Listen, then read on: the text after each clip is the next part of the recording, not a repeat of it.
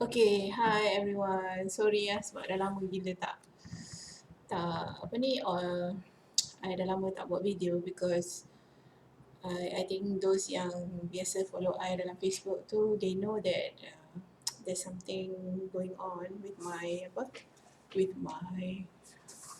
and everything. So only now I think after 2 weeks kot dah 2 minggu kan I tak buat. Okay, now today I'm going to discuss. I nak bagi tahu you pasal it's a very hard topic ya. Sebab ramai sekarang ni ramai yang kena buang kerja. Okay, so sebelum you kena buang, okay, I nak you macam mana you nak prepare andai kata you kena buang kerja. This is preparation for retrenchment. Okay, because I know this is a very hard topic ya. Sangat susah punya topik untuk nak bincang because terus terang I cakap lah, kalau you kena retrench, kena buang kerja, selalunya melibatkan ego, ya, ego kita. Sebab kita bila kerja ni selalunya why people have job. Kenapa kita nak kerja? Because you want to maintain your lifestyle, ya. And maybe you want to create a new lifestyle. Kalau dulu gaji RM5,000, sekarang gaji RM10,000, hidup better sikit kan, mewah sikit. So kerja ni adalah macam mana nak cakap, I know it's not everything ya. In terms of kalau you fikir pasal self improvement, job is not everything sebenarnya. Tapi topik tu I nak tutup malam ni just for a while, put aside for that one for a while because terlalu ramai sangat orang yang tak bekerja sekarang. So I nak you prepare sebelum you kena. I nak you prepare dulu because I myself also is, to be honest with you, I sendiri pun tak tahu apa akan jadi for the next 2-3 months ya. Because my company, as everybody know, I work with oil and gas company and my company is based in Houston, US. Yang punya HQ is in America. So kita dekat Malaysia ni memang kita macam alah kita COVID hari ni ada 5 kes je.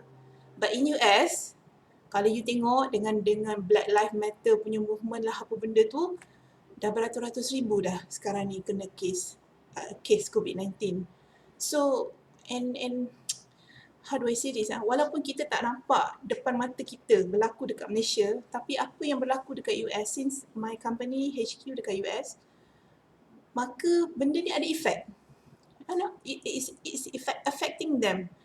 They might be on lockdown, I don't know. I pun tak tahu the latest situation, tapi yang memang I nampak dah kalau dalam news memang teruk. Dia orang memang hari-hari berpuluh ribu kes. Jadi it affects the economy lah. So kalau those yang kerja macam I, kerja dengan multinational, you macam mana nak cakap tiba-tiba berlaku retrenchment. Because what happened to my company right now, I'm still working, alhamdulillah I bersyukur sangat, tapi I tak tahu for how long. But this video hari ni malam ni agak sukar topik ni nak dibincangkan, tapi I nak bagi tahu you macam mana you nak prepare andai kata benda tu berlaku. So far I have survived the first wave. The first wave termasuklah I have to lay off my own staff last week, which is actually last week lah, which is very hard for me.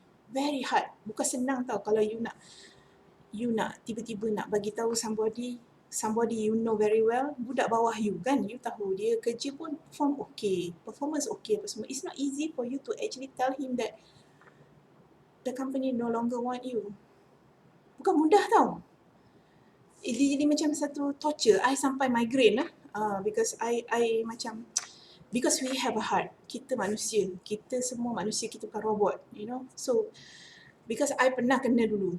Okay, now lupakan benda tu. Now I nak you all, this video tonight, I want you all to actually, kalau anda kata your company is actually retrenching right now, sekarang ni tengah buang orang ni, slow tengah buang orang, mungkin first round 20 orang, the next round mungkin 80, you know. So okay, you tak tahu, you dalam keadaan macam takut, serba takut kan. Nak buat kerja pun macam alamak, kenapalah aku takut betul lah. Bila bos panggil je, you dah bergetar kaki. Okay, now I faham. Benda tu semua kita sama-sama lalu. I pun, even in fact right now also, I also feel a little bit nervous. Even though, you know, okay, never mind. Now, I nak you all, macam mana you nak prepare? Andai kata retrenchment berlaku dekat you. Andai kata tiba-tiba nama you dekat dalam list tu. Okay, what you prepare? Number one, mental. Mental preparation, number one. Mental preparation is very, very important.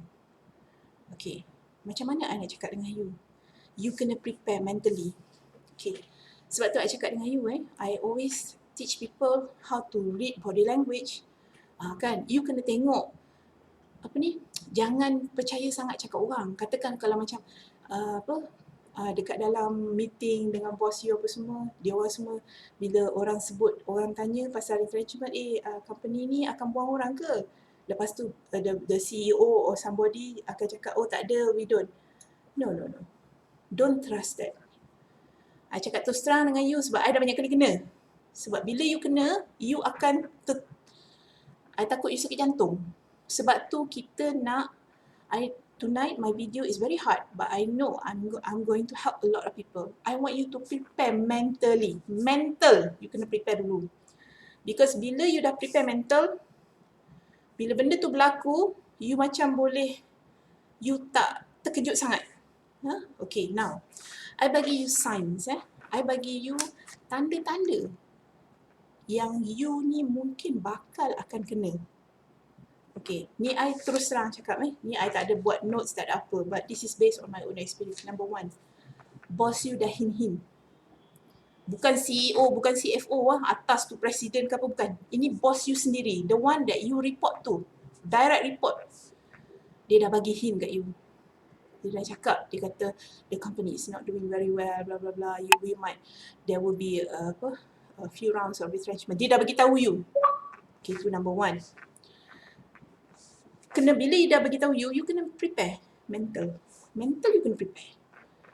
Jadi you macam standby. You know, like you know that deep down inside you macam berdoa pada Allah, ya Allah, ya Tuhanku, janganlah aku kena. Aku ni single mother, you know, like me, I'm a single mother, blah blah blah blah. Tapi when your boss already tell you that, just be careful. Okay, just be careful. Kerja macam biasa. Andai kata you masih bekerja, nama you tak kena, kerja macam biasa. Tanggungjawab kena laksanakan. Okay, number one, boss you bagi tahu. Number dua, you pergi office, dah kurang kerja. Kerja dah tak banyak. Contoh macam I'm in supply chain. I'm actually supervisor for Asia Pacific region, which actually I take care of Australia, India, Indonesia also under my team, of course Malaysia, India.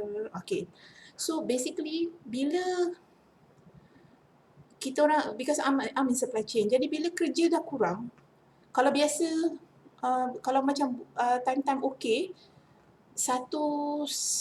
kalau macam satu hari itulah, you ada at least 50 or 60 things yang you boleh delegate to your people. Tiba-tiba kali ni tinggal satu, minggu depan satu, kerja dah kurang. Bila kerja dah kurang, you kena smart. Because company ni cakap terus terang dengan you, kalau projek tak ada, dia orang tak boleh bayar gaji. Jadi you kena nampak, you kena tengok depan mata you sendiri. Kerja dah kurang. Okay. Nombor tiga. Ini melalui pengalaman sendiri. Nombor tiga, you perasan kerja-kerja yang you dapat ni, macam kerja yang macam nak cakap, bukan you punya core responsibility. Maknanya, macam contoh I in supply chain, tiba-tiba I kena settlekan pasal payment. Padahal payment finance. You faham tak? You macam, you banyak buat benda-benda macam yang bukan you punya core. Contoh macam contoh my buyer, because I've got buyers all over Asia Pacific. My buyer, dia punya prime responsibility dia is actually from the point of requisition, dia kena proses jadi purchase order. Itu responsibility buyer-buyer I. Tiba-tiba as a buyer, you punya kerja, you dah tak buat PO dah. you sibuk kerja pasal payment. Lepas tu company dah, okay, itu satu. Lagi satu, bila company dah start, macam nak cakap, you nampak tau, ni ada bagi tahu you benda yang you nampak. Dia dah start cut cost. Contoh kalau macam dulu, dekat pantry, contoh ni bagi I bagi contoh yang real tau, yang you memang nampak. Kalau I cakap dengan you ni, you macam patutlah memang betul pun apa yang LB Gray cakap. You pergi dekat pantry, contoh. Kalau biasa dekat pantry, selalunya kalau pantry dekat office, dia akan supply apa? Coffee, coffee dengan coffee machine apa semua. Ada Milo, ada susu, ada kadang-kadang ada biskut. Macam my company ada biskut yang bodoh-bodoh. Tiba-tiba Milo tak ada, tinggal kopi je. You perasan tak? You faham tak? You can see this actually. Tapi sebab tu I cakap, tanda-tanda ni semua kalau you dah nampak, you jangan buat bodoh. You kena prepare mental. You faham tak? Because benda ni simple je. Nampak kan? Benda ni adalah benda yang you nampak, bukannya daripada mulut orang. Because actually company ni bagi I cakap lah, mana-mana corporation world, big bosses, CFO, CEO, whatever, vice president, dia orang takut nak keluarkan perkataan-perkataan macam yes, there will be retrenchment. Because you know why? Dia orang takut pada image corporate. Image. Sebab dia orang takut tiba-tiba media dapat tahu ke apa, benda tu akan jadi splash all over the world. You faham tak? So dia orang actually take care of company punya reputation. So you kena faham kenapa top management tu tak nak bagi tahu you yang yes, we are retrenching people. No, they won't. Trust me, they won't. I kerja dalam banyak tempat. I have worked with multinational. I ingat, I think about 5 or 6 companies already. Dia orang tak akan bagi tahu. Tapi sebab tu I cakap dengan you, signs dia, tanda-tanda tu, you kena, bila you nampak benda tu, mental prepare. Okay, itu satu. Itu adalah mental preparation. Okay, mental. Okay, so bila you nampak sign-sign tu, tolong jangan ignore. You slowly cari kerja. Slowly balik rumah, daripada kau sibuk main kucing bagai, update your CV. Ni I cakap terus terang dengan you, be smart baby, be smart. This video is actually for everyone. Lelaki, perempuan semua sama je. Be smart. Daripada kau sibuk duk main kucing, apa benda, main Facebook, tengok orang ni, kutuk orang tu, lebih baik kau tengok CV kau, you wrap up your CV and start applying jobs.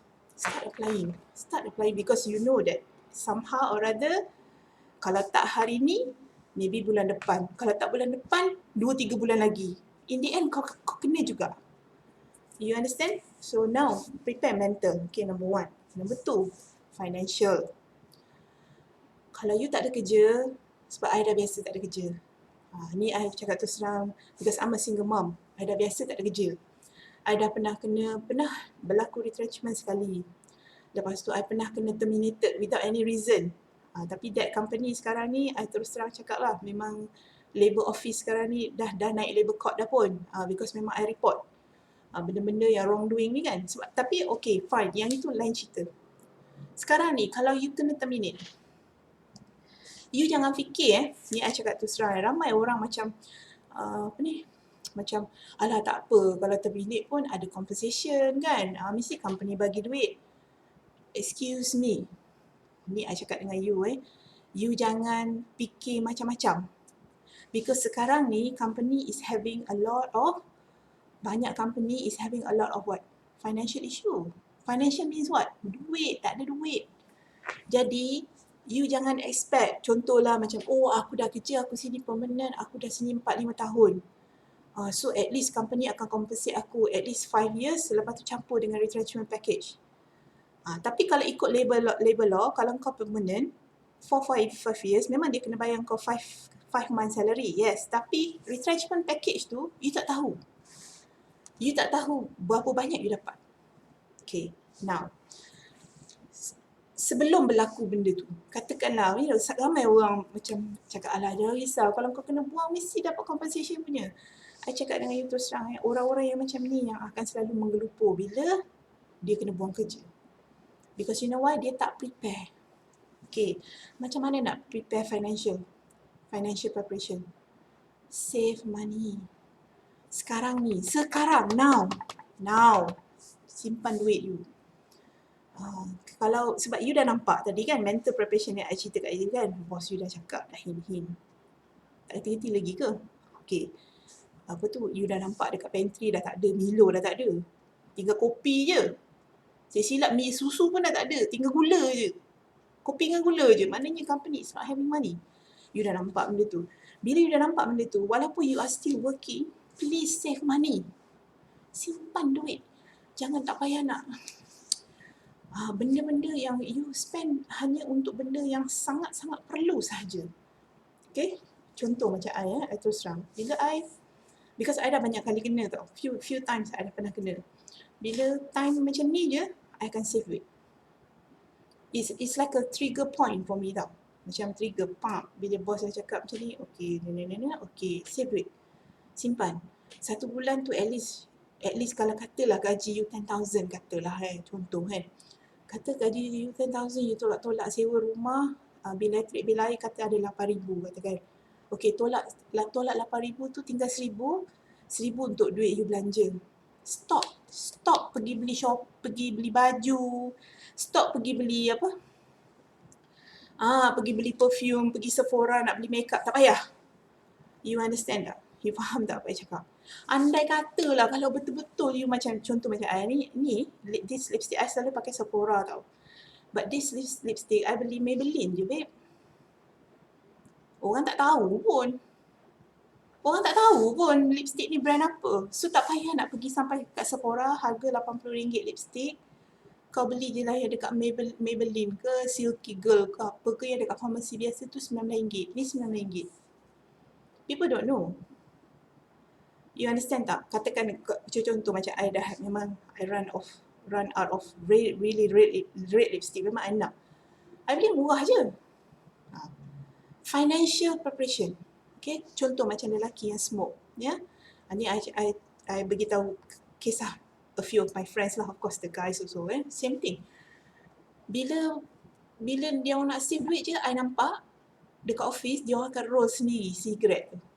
Sebab I ni jenis curious, sebab because most of my friends are actually lelaki. So I akan tanya, apa benda tu bro? Macam mana kau buat tu?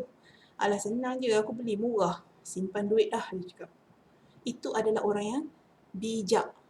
Because bila retrenchment, when the X falls on your head, you dah tahu dah. Banyak ni, apa yang you perlu buat. You know, okay, number 1. Itu, okay, lagi satu. Ini part of financial preparation. Tolonglah bayar hutang. Masa you ada kerja sekarang ni, bayarlah hutang. Lebih sikit pun tak apa. Contoh macam bil elektrik. Kalau biasa hari-hari, kalau biasa bulan-bulan, katakan bil elektrik you 100 katakan, RM100 kan. You bayar 200. You bayar dulu 200. Sementara you ada duit ni. Because you know why? Bila nanti you dah kena retrench, andai katalah, tiba-tiba memang betul-betul sesak Because I pernah jadi dekat I dulu. Bila I kena retrench, I dapat compensation berapa entah. I was just about to get another job. Tapi belum start lagi tau kerja tu. Lepas tu I ada saving tak banyak masa tu. Dalam RM10,000 macam tu. Tiba-tiba aku buat hal, babe. I buat hal, tiba-tiba gearbox jahanam. Kau menyasar time tu tau. Because sebab tu I cakap, kalau you prepare awal-awal, you takkan macam orang kata macam stress gila, rasa macam nak pecah kepala. Imagine I single mom anak 2 orang. You rasa? Masa tu I ingat lagi. Because I ingatkan macam okay, aku ada RM10,000 lagi saving. Okay, Alhamdulillah. So nanti bulan depan aku boleh dapat. Tiba-tiba pom! Kereta buat hal tengah jalan. Gearbox saya jahanam. Habis dengan bau-bau hangit semua. Kena towing semua. You tahu kena berapa? RM3,000 lebih. I overhaul semua. And then bila dah RM3,000 lebih, duit dah habis kat situ. Lepas tu tinggal berapa duit RM6,000 lebih. Kau tak rasa ni ke? Dengan sewa rumah lagi nak bayar apa semua, dengan anak lagi belanja sekolah. You rasa? Sebab tak cakap, prepare. You never know what's going to happen. Lagi-lagi kalau you dah ada kereta, you dah ada benda-benda yang berlaku tengah jalan, tiba-tiba bateri kong dah 300 dah melayang. Dah tentu-tentu nak kena beli bateri. Dah tu takkan you nak buat macam mana?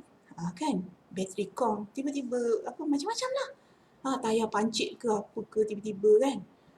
So sebab tu nak cakap financial preparation ni sangat penting. You kena penting. Kalau you ada hutang, bayar lebih sikit. Masa you ada duit sekarang ni, masa you ada kerja sekarang ni, bayar lebih sikit.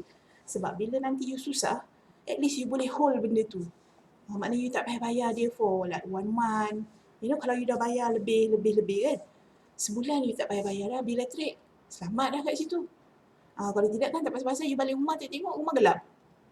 Kan? Okay. Nah, nombor 3, life preparation. Life preparation ni, saya cakap dengan you terus terang. Kalau kita dah ada kerja, kita punya hidup memang akan berubah. Kita punya lifestyle akan berubah. You percaya cakap. Sebab tu, be smart. Kalau restoran mahal-mahal, tak payahlah pergi. Kau pergilah cari warung-warung biasa sudah.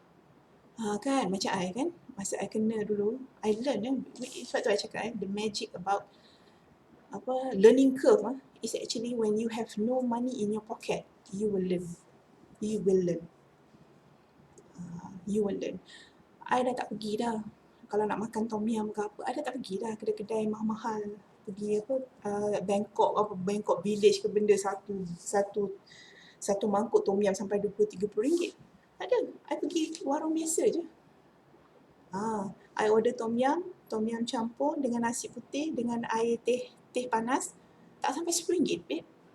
You kena pandai cari mana kedai yang murah. Katakan you jenis yang makan kat luar. Kalau katalah you jenis yang tak makan kat luar. You know, mungkin tak payah. You nak beli beras pun tak ada duit apa semua. Tak payahlah masak nasi. Sebab bila masak nasi, you kena berlauk. You kena ada lauk. At least ada telur ke apa ke kan. Takkan you nak makan nasi dengan kicap. Kan? So apa? Try and eat bread, sandwich ke, buat cekodok ke. You faham tak? Nampak tak lifestyle tu lain tau. Bila you dah kena, sebab orang yang tak kena memang dia orang tak rasa. Tapi sebab I dah pernah kena. Makanlah cekodok ke apa ke, buatlah benda-benda. Lepas tu buatlah roti jala, lepas tu makan dengan kari yang macam cair-cair gitu. Itu once in a while lah bagi I. Buat roti jala ni macam mewah lah juga. Betul lah cakap, terus terang. So, you punya life you memang akan bertukar. Lepas tu you akan kurang travel. Travel bila dengar member ajak, jom babe, pergi Penang ke, pergi Langkawi. You kurangkan travel because you dah kena set dah mind you. Yang benda ni, you kena kurangkan. Kalau tak, habis. Okay. Lepas tu, nombor 4.